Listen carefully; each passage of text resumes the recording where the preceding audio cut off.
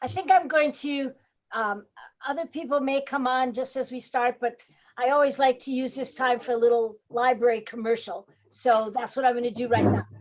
So I say, and I really mean this, it's so wonderful to see you, and welcome to the Keene Valley Library. This week we have a number of things going on. We have an art program that's starting for little kids. So if you have any 4 to 8-year-olds in your vicinity, they can go to our website and find an art program that Barbara Tam is doing. And on Friday we have a Dungeons and Dragons. On Thursday we have a Dungeons and Dragons program, and on Friday as well. And then next week we start an art program for the older kids. So it's all things that are happening and exciting and all good at the library. Hi, Annette, how are you? So a few more people coming on. I'm going to introduce you, Pete. And then David, I think, is going to mute everyone and you will have the floor. So tonight's lecture, I really enjoy visiting with Pete and hearing Pete. He came from Wisconsin and he brought with him a love of history, and he used that love of history to research our area. So he's done programs here on explorers of the area and early climbers, but tonight he's going to do one on roads. So with that, I turn the lecture over to you, Pete. All right, and I'm going to interject here that I'm going to make Pete be the host. And before I do that, I'm going to mute everybody. And after that, we'll have a questions session where I'll unmute, and then you can unmute yourselves. All right, so we'll see how that works. Okay. All right.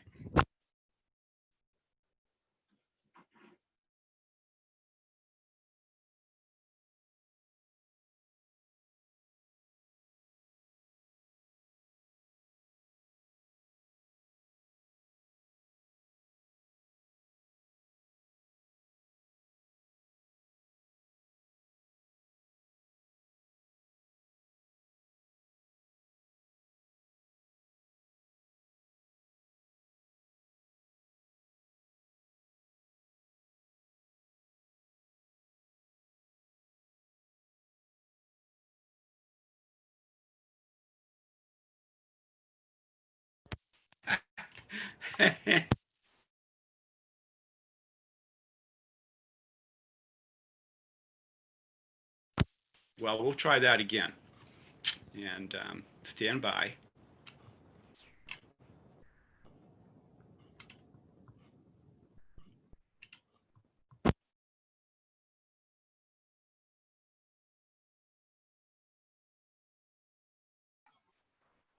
Okay, Pete, you should be on. Okay. First things first.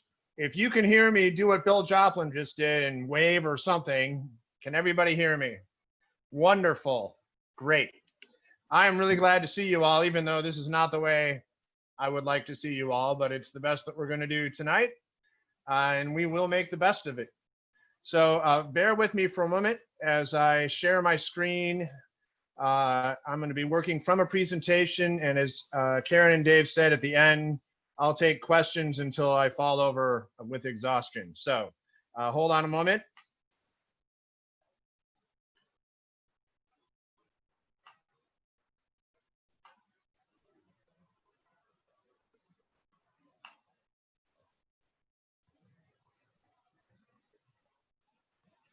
At this point, you should all see my PowerPoint screen, Unraveling the Truth About Keene's Mysterious Tight Nipping Road. Are we seeing it? I see thumbs up. Great. Wonderful. So I'm Pete Nelson. My email address is right on the front because I love corresponding with people. If you have follow-up questions later, ask them. I'm so thrilled that so many people have joined us because this is sort of an esoteric little deal, but it's very close to my heart. For reasons that I will maybe get to reveal as I go a little bit. There's this road. It's a legend. It's a legend in Keene, the Tight Nipping Road, or Biddlecombe Road. And it's been in and out of Adirondack history and folklore for a long time. I want to say right up front, there are a lot of people that know just as much as I do about this or more. I do have a little bit of a personal touch to it, but there's no great revelation here that you wouldn't get from other experts. But it is a fun story. And the twist that I want to offer is to start with this. So here we have a screen grab of a map of the high peaks, eastern high peaks. I turned on the terrain feature so that it's possible to see what you all know so well, how rugged this area is. And then I have an outsized label for Keene Valley, an outsized label for Adirondack Lodge, really the two most popular places to start a hike in the High Peaks region. I have a question for you, which you can just ruminate on, unless you want to say something at the end of this presentation. But here's the question. How long would it take, let's say, a reasonably fit hiker? So, 1 to 2 miles an hour going up, 1.5 to 2 miles an hour going up, and 2.5 to 3 going down. So not a crazy pace, but a decent fit pace. How long would it take a hiker like that to walk from the garden to Adirondack Lodge? And I imagine probably everyone listening to this has done that. And I'm sure as you're thinking about it, that's a slog, right? How do you go? Johnsbrook Valley, up towards Slant Rock, what route would you take? It's a tough slog. For a fit hiker, that's the better part of a day, certainly. So let me ask the question now in a different way. How long would it take you if we weren't living now, but living in the late 1800s, when only a handful of the trails that you know now even existed? Certainly most of them did not. Through hikes were nothing like they could be now. Roads were unimproved. How long would it take to hike from the popular area of Keene Valley to the popular jump-off point of Adirondack Lodge? And I imagine you would think that would take a long, long time. Well, how about 3 hours? Now, I'm not going to leave this map up very long because we'll get back to it. But I want you to notice there's an orange line that's a straight shot almost from Keene Valley to Adirondack Lodge, and almost no one has ever walked it. But that's a 3-hour hike if there were a road there. And indeed, ladies and gentlemen, there was. I give you the great legendary Biddlecombe or Tight Nipping Road. All of this comes from Adirondack historian Alfred Lee Donaldson, who in the 1920s put together a 2-volume Adirondack history, a history of the Adirondacks, which is informed everything since. So from Donaldson, we know that there was a road that made a moderate hike from Keene Valley to Adirondack Lodge, possible in 3 or 4 hours. If you were Bob Marshall, it was 1 hour 20 at the pace that he hiked. Imagine that, thinking about how long it would take you to get from Keene Valley to Adirondack Lodge. This road was constructed in the early 19th century by a settler named Biddlecombe, who owned some land in the area. We don't know exactly when it was constructed. Donaldson didn't know. It was originally a wagon road and a bridle path. It was used for commerce. It was used for lumbering. It had a variety of purposes, and it was a primary route for travelers between Keene and North Elba until at least the middle of the 19th century. It was tough going, that road, and it definitely had some difficult tight points. Donaldson reports that a traveler recounted of his passage, that was tight nipping, which makes me imagine coming to the edge of a cliff and being ready to fall over it. That nickname stuck. And Donaldson records that the famous bear fight of the census taker Allen, which is immortalized in a poem, which you can find in the Adirondack Reader, or you can also find it right online. The famous bear fight up in Keene in 1840 occurred on the Tight Nipping or Biddlecombe Road. Now, at this point, I have to tell you that out in the internet cloud, out there somewhere in the vast reaches of the electronic world, Tony Goodwin is screaming at his laptop. And the reason he's screaming at his laptop, ladies and gentlemen, is he knows, as many of you do, all of that's false. Donaldson is a fine storyteller. As an accurate historian, not so good. The whole story is simply not true, except the first one. There really was a road, and it did exist, and you could walk that route in 3 hours flat. So before I go on with that, I want to back up for a second and ask, what's in a road other than my own personal interest? Why should we care about roads? Why are these interesting to us? And there's a lot of reasons, and I don't have time to get into them in as much depth as I'd like to. But first, there's this. Roads anchor history, and they do it in a way that's different than the history that you might necessarily read. Roads are a physical instantiation of the labor and sweat of people who settled, who worked, who mined, who farmed. Roads document a different level of life than much of the history that you often read, which is often written from a very mythological perspective, from people who have the privilege to write it or have a certain perspective. And goodness knows that's true in the Adirondacks, right? I mean, our Adirondack history is very romanticized. It is a direct descendant of 19th century romantic transcendentalism. The whole idea of wilderness, the whole idea that it was unexplored, all of that is really mythological. And it leaves out indigenous populations. It leaves out actual stories of the people who settled here early, who were in many ways very diverse. And it leaves out a lot of stuff that we learn when we look at these roads. So roads are important to me as an amateur historian. I'm fascinated with the Northwest Bay Road, which I've been studying in some detail. And a lot of people know a lot about that road. It will come up tonight. The other thing that goes hand in hand with this first point that's very important is that roads leave evidence. Now, I've been all over the Adirondack backcountry, as have most of you. And you know just as well as I do that it doesn't take long for the Adirondack wilderness to swallow up cabins, settlements, virtually all sorts of kinds of human habitation or activity are destroyed quickly, consumed quickly by an ever-changing forest. But not so much roads. They can take a long time. Roads are major pieces of engineering. If they're going to allow commerce, if they're going to allow travel by wagon with heavy loads, the kind of work that you have to do leaves signs in the woods that take a long time to go away. And anybody who's been on the old mountain road and seen the wagon ruts knows that's true. Roads leave evidence. So if they are anchoring our history, they become even more important because we can actually learn something from them, even old ones. And then this road in particular, I think the hiking ramifications are just fun. And I've already covered that. I mean, it's amazing to think we don't have a route now, but had a route that was a 3-hour route to Adirondack Lodge. And then I have to tell you that I have a personal love here.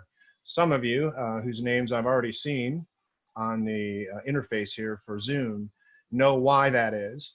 I'm not going to really talk about that so much, but suffice it to say that the portion of the Adirondacks through which this road runs from Keene is the part of the world, the part of the Adirondacks in particular, I know better than any other.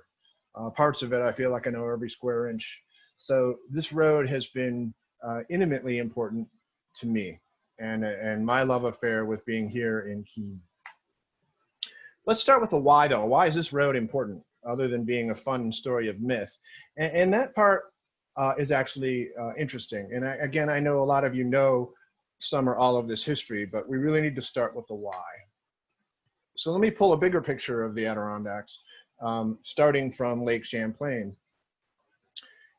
When the Revolutionary War ended, and the French Indian War before it, and the North Country became a place that could be settled, and speculators were buying up land.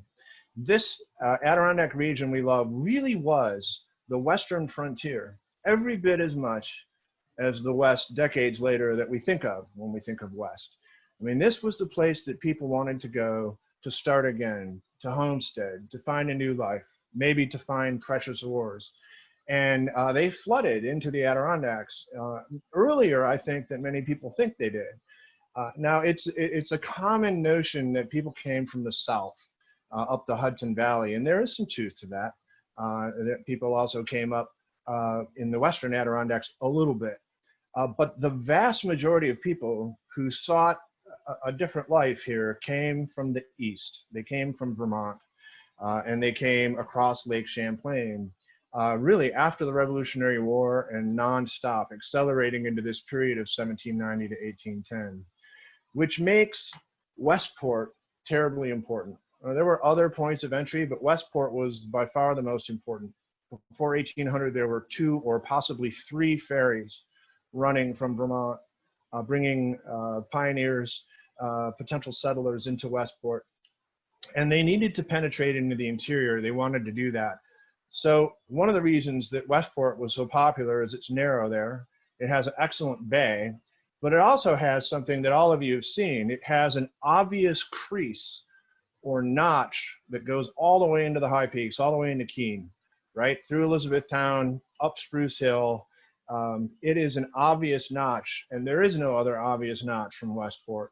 So it was a target for people to find out, or to find a way to build a road that could go that direction. There were really 3 things that drove that specifically. One was the desire to homestead, settle, and farm. And early farming occurred in lots of places in the Adirondacks. I've just highlighted 3 of them, certainly in the Wadhams area, down in New Russia.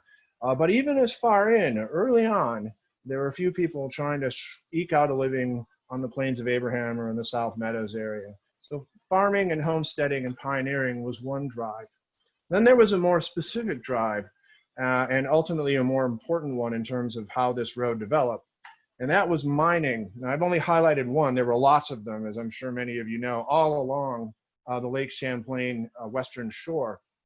But this one was important. This was the mining operation in North Elba. Archibald McIntyre, people working for him found ore in the area, and they started a mining operation in what he first named Elba and then later renamed North Elba. And obviously, that's somewhat into the interior. He needed a road. So there was a push to build the road further. And then finally, the most important one was speculation. So all the way up in the upper left-hand corner, there is a little town called Hopkinton. And that town was settled by a Vermont settler named Hopkins. He was a farmer and a physician. And in 1802, he made his way all the way from Westport to not very far from Potsdam, where that circle number 3 is. That was in an area of the Macomb Purchase, which was a massive speculation. I'm sure almost all of you know about 4 million acres, largest private land speculation in the history of the state. Alexander Macomb bought that land and wanted to flip it. He wanted to sell lots. It didn't work out very well for him. He was in debtor's prison within a year. But there were lots of other interested parties, and they wanted that land in the northwestern part of the Adirondacks, all the way up to Lake Ontario and St. Lawrence River. They needed a way for people to get there so they could sell those lots and get settlers. So that made an imperative to build a road all the way out as far as Hopkinton. So a road was begun, and you can see the yellow mark there. That was actually a serviceable road before 1800, and it came into Keene about where 9N does now, although it actually curved north a little bit short of the intersection with 73 that we have today. And obviously, as you all know, once it hit Keene, there was a problem. So let me zoom in on this map that I started with. Keene was a problem because there's the high peaks, and as you know, they run from southwest to northeast, and they pose an incredibly formidable barrier. So there was some work to figure out how we're going to find a way through this, some crease that we can build a road and pass these parallel ranges. And of course, that was found. And it was found north of Pitchoff Mountain, and what we now know as the Old Mountain Road. This was the Northwest Bay Road, and it ran from Westport to North Elba. It was the first road that connected the Keene Valley to North Elba. It was blazed in 1795. People started traveling it and trying to improve it here and there in 1800. In 1810, Archibald McIntyre, with his mine at North Elba, used his influence to do something that turned out to be very fortuitous. The settler Hopkins, who had settled in 1802, all the way in the Potsdam area, by now in 1810 was a member of the state assembly. So McIntyre hooked up with him and said, we're going to get this declared a state road and money thrown at it so we can get this built. And that's what happened. So between 1810 and 1816, a lot of money was poured into making this Northwest Bay Road possible for travel, for wagon travel, with more or less success. It became the corridor that most defined Adirondack history after the Revolutionary War. By far the most important road in the Adirondacks. Everybody of note that you can think of in Adirondack history passed on this road. So very, very important. There's really no debate that this is the first road that connects Keene Valley. And it does, by the way, because down in Keene Valley, the first settlements also preceded 1800, and a road had been built north to intersect with this road before 1800, when Keene Valley was known as Keene Flats. So here we have a connection that gets us to North Elba. That's the first road. The second road from Keene Valley to North Elba? Well, here's where the debate begins. If we believe Biddlecombe, Donaldson, a settler named Biddlecombe builds this road, the orange one that you saw, except that I have a spur on the end of it. Donaldson describes this in volume 2 of his History of the Adirondacks, and it is an appealingly straight line, as you can see. It's very, very different. And there definitely is a seam there. I've probably walked it, I don't know, dozens of times. So he's documented this. Unfortunately for him, there's a lot that makes it go off the rails right away. The first thing is, even though it is a straight line, it's tough. The yellow route that you see ascends to an elevation of 2,400 feet, and it's a climb. Those of you who have been on the Old Mountain Road know that already. But it's not a climb like the orange one, which goes to almost 3,100 feet. So there's a 600-foot difference, at least, in elevation. And when you're traveling by wagon on unimproved roads, that's a big deal. The second thing that is kind of hard to explain, Donaldson himself says, well, this road traveled from Keene Valley, and it came out somewhere near Adirondack Lodge. But probably, you know, there probably was a route that went up to South Meadows, because that's where people really wanted to go. Well, yeah, there was no Adirondack Lodge in the early part of the 19th century. There was nothing there at all. Just a pond called Clear Pond, which we now know as Heart Lake.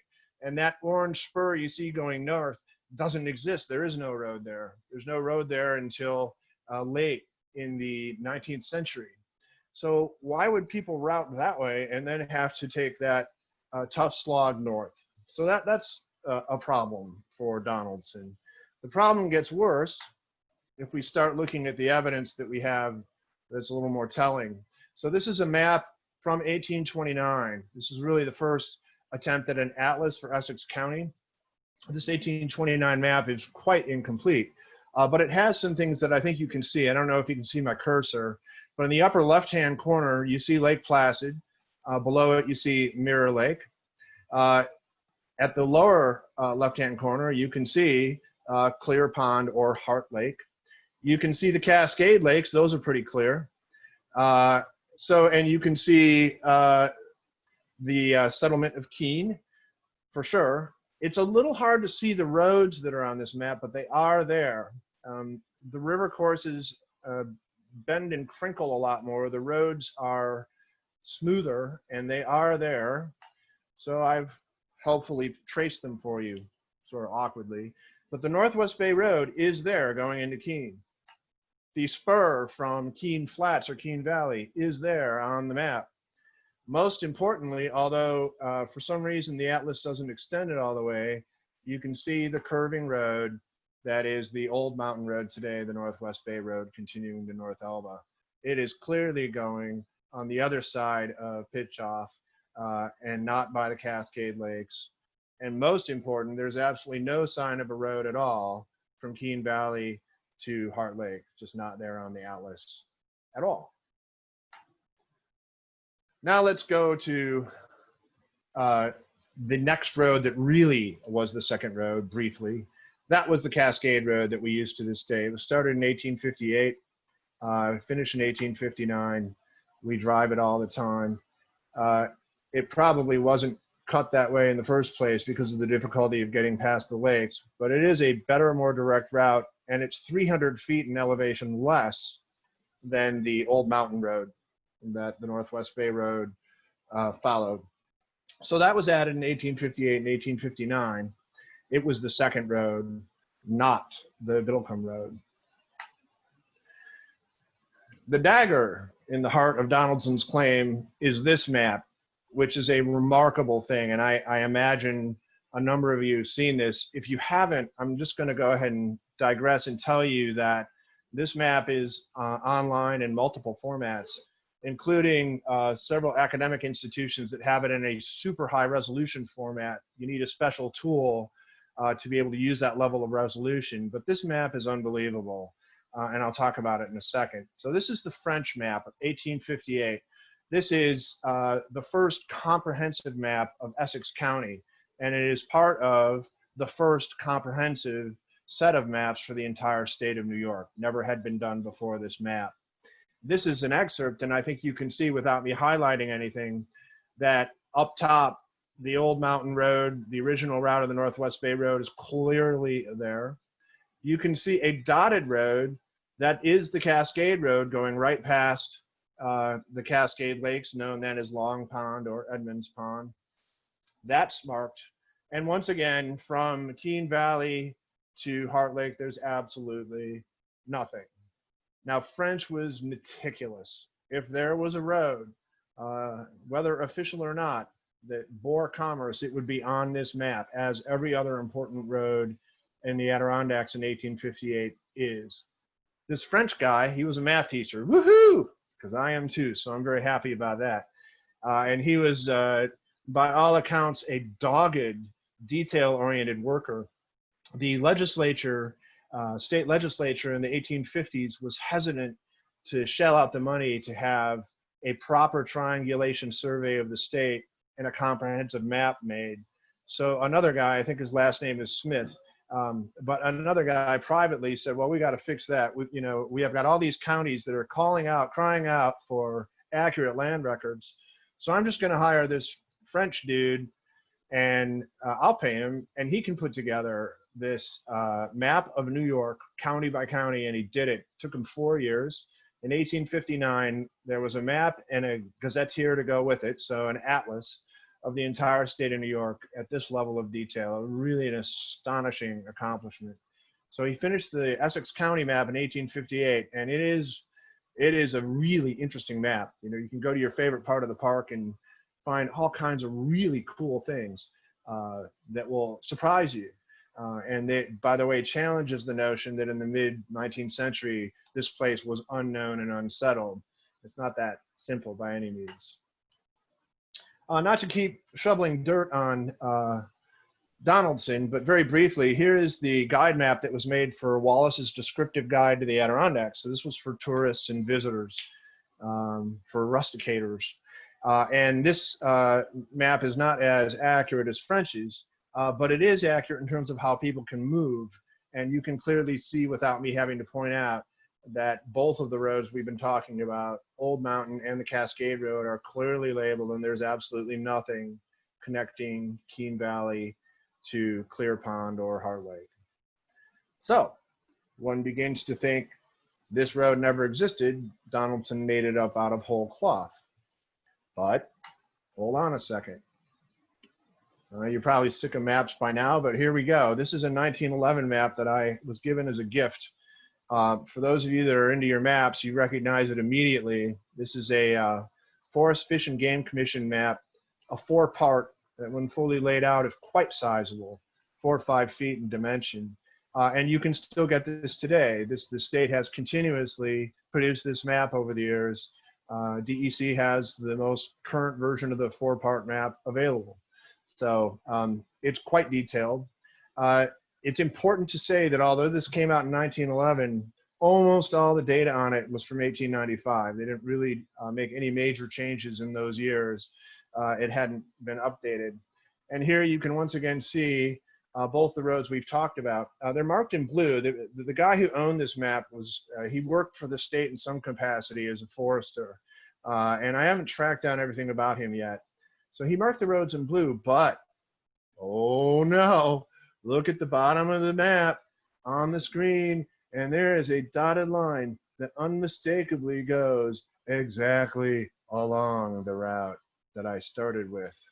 And I'll highlight it. There is a route from Keene Valley to Adirondack Lodge. By now, Adirondack Lodge is a place, and the road is there north to North Elba, and so is this road or path. Unmistakable.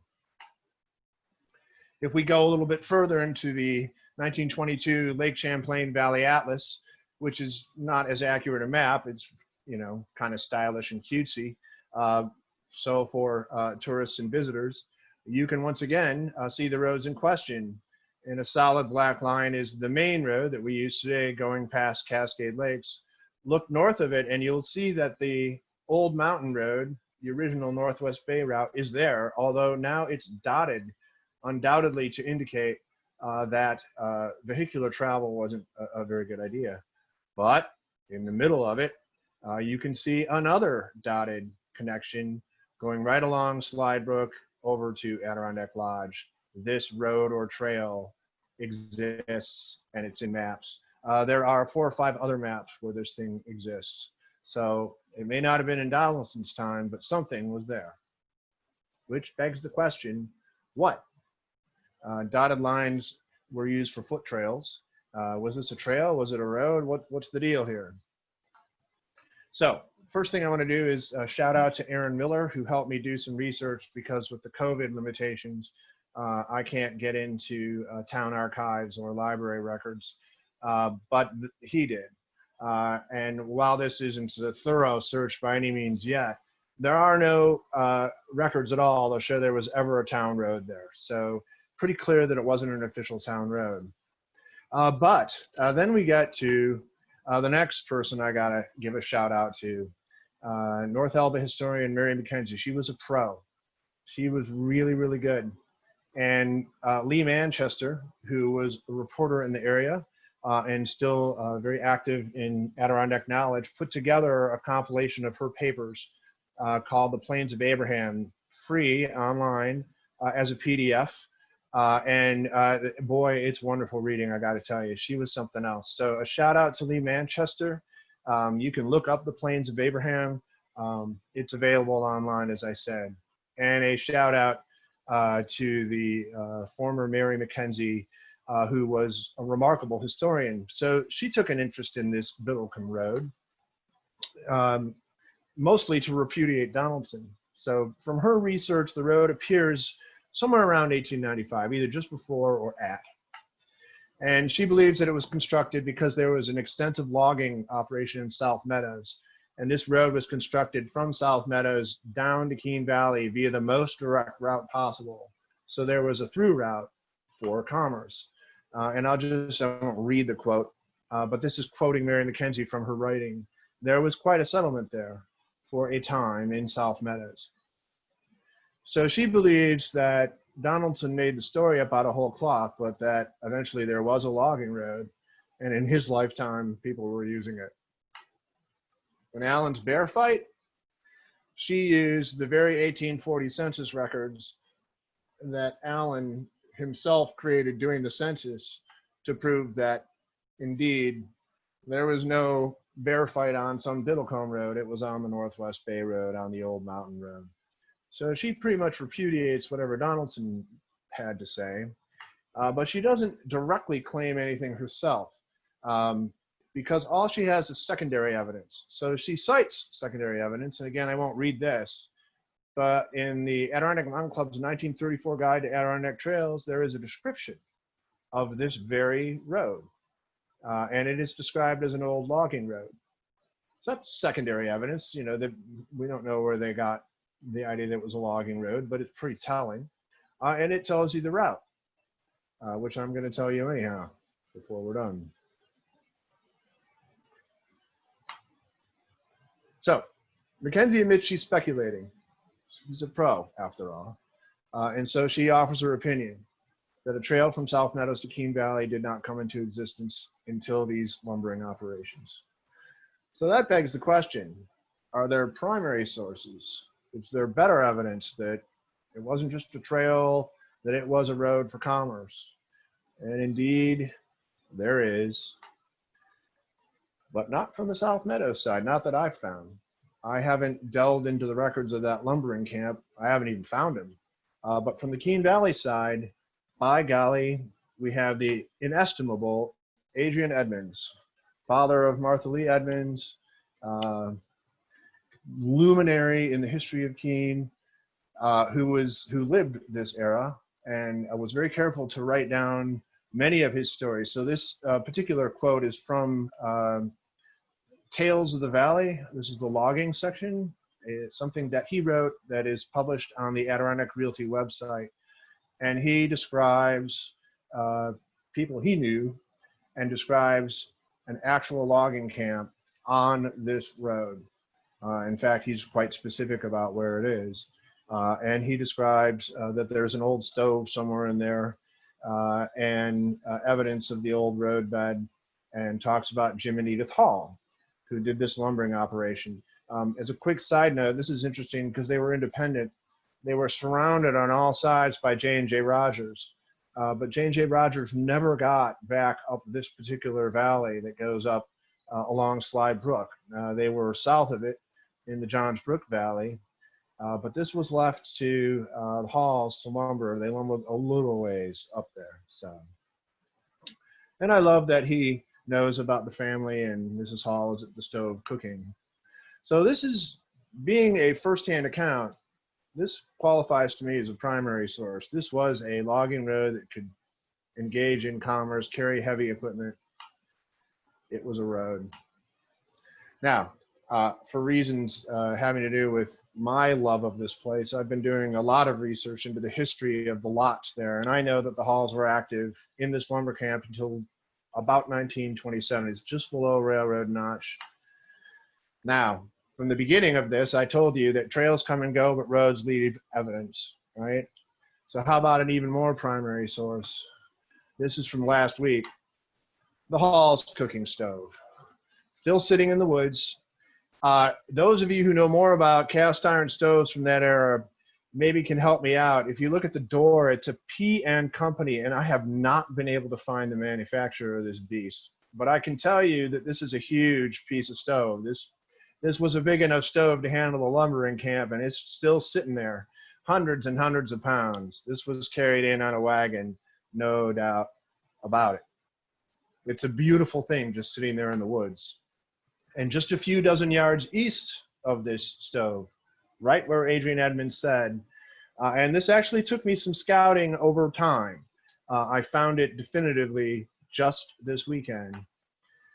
That's a hard thing to tell from this picture, but that is the roadbed crossing Slide Brook.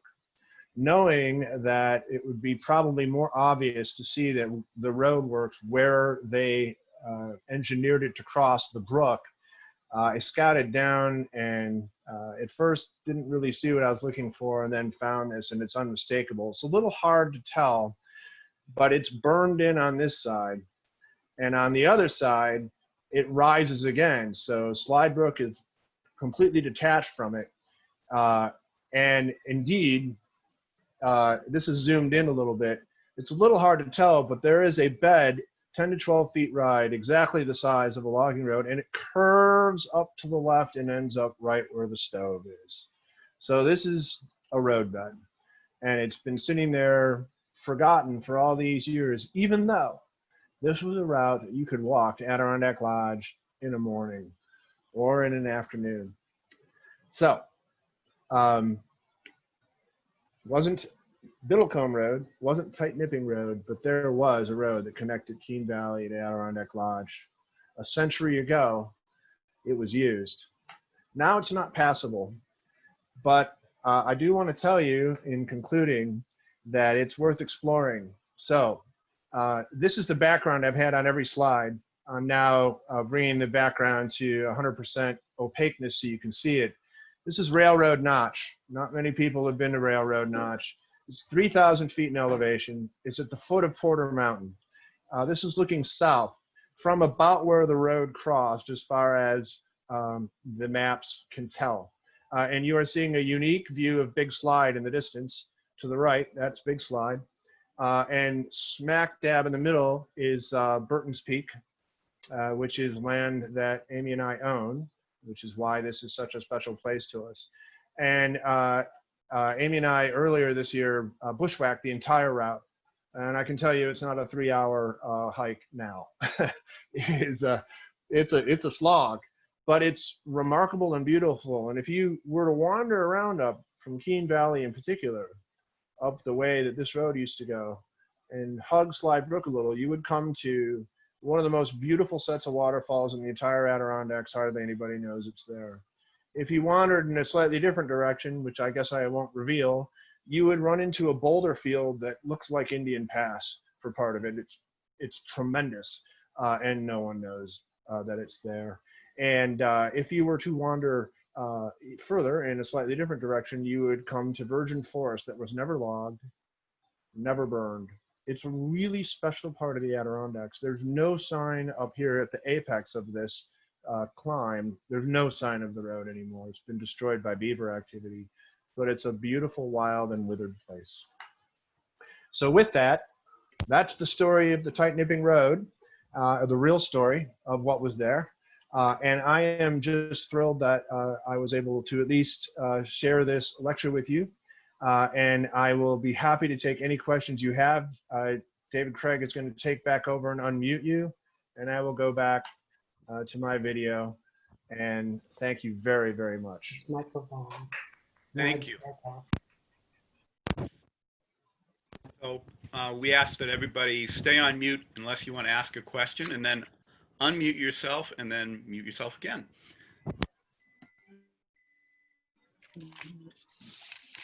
I'm on mute unless I talk. I heard something, but I couldn't make it out.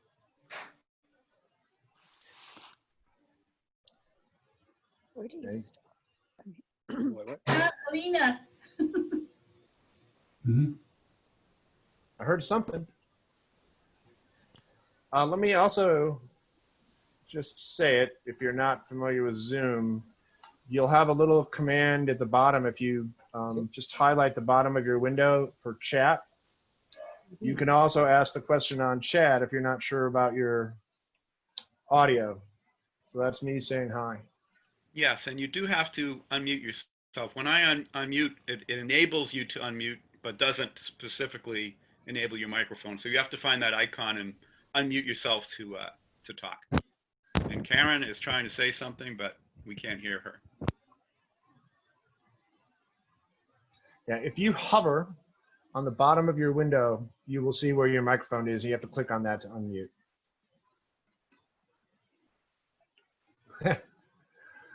So many faces I know.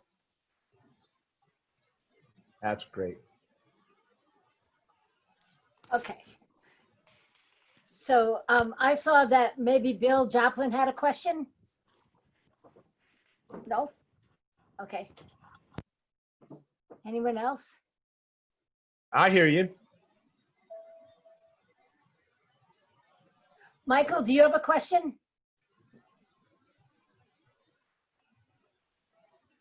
Yes, Michael. We can't hear you. You may need to unmute. No, he's unmuted. I think he has to turn his microphone up maybe. There are several people who are unmuted. Okay, who And else will? Michael's one of them, but we're not hearing any sound from him. Anybody else have a question while they work that out? Well, I have a question. That road, if I was standing at the bottom of Spruce Hill, how hard would it be for me to find where to start to trace that route out? The road that I talked about. Yes. So the beginning of the road, by the time the garden exists, which by the way was a garden, the beginning of the road veers off. You climb up somewhere near where the existing Brothers Trail. So actually I'm answering that question on chat, but those of you that know the Brothers Trail, follow it with me. You go 2/10 of a mile or so, and you hit the junction where the little Porter Trail was. Then you go about another 2/10 of a mile. You're going up fairly steeply, and it levels off for a while. And at about 4/10 in, so not very far, it goes back down, dips down to a stream, a little bit of a stream that you have to cross. That's Juliet Brook. The road veered to the right there, went through the woods to Slide Brook, and then it followed Slide Brook on the south shore for maybe 1.5 miles until it hit the spot that you saw in my slides. What was that? Can I speak? Yes, Annette. I just want to say, Pete, thank you so much. It was a great, very enlightening and wonderful lecture. Thank you so much. Annette Rosa, okay? Well, thank you very much for saying that. You know, this one, I've lectured about a few things. This one was kind of a personal, you know, just interested me a lot. So you never know how that's going to go. But roads are a fascinating part of history. So They are, and thank you so much. oh, thank you. Other questions? Michael, did you have a question? Oh, you're still muted, David. Bill, Bill, I'm sorry that this is off topic, but since you mentioned Little Porter, Pete, I want to ask all you Keene Valley and Keene people, are we ever going to be able to climb Little Porter from the garden without having to climb Little Porter over Blueberry Mountain, which I'm too old to do?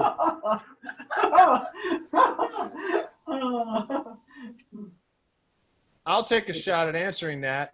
I wish Tony Goodwin were online on this, so I won't speak for him, but I know where he's at, and he and I are very much in accord. The route that I just described that goes from Juliet Brook has a herd path on it. It's been used as a hunting path for a long time, and you know, I'm involved with the state right now with the High Peaks group, and Yes, can thank get you. myself in trouble, and I don't care. The state could mark that trail right now to the point where you'd need to cross Slide Brook.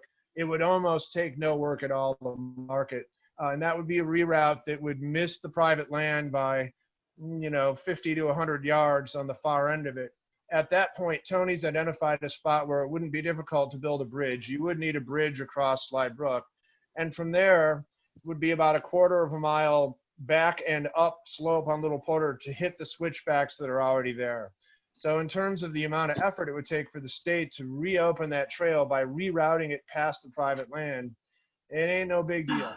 And I have lobbied the state and I've lobbied the chief forester, but I certainly can tell you that the state is overwhelmed right now. You know, they only have 2 trail crews, professional trail crews working in the High Peaks, and they only have 1 this year because of COVID.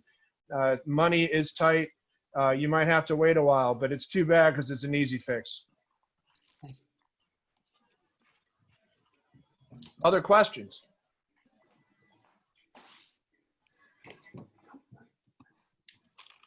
Let me remind you that my email address was at the beginning of the slide of the presentation. It's Tier of Clouds, just like the lake, at gmail.com. Should you have any questions on this or anything related to it, I'd be more than happy to answer any email that I got.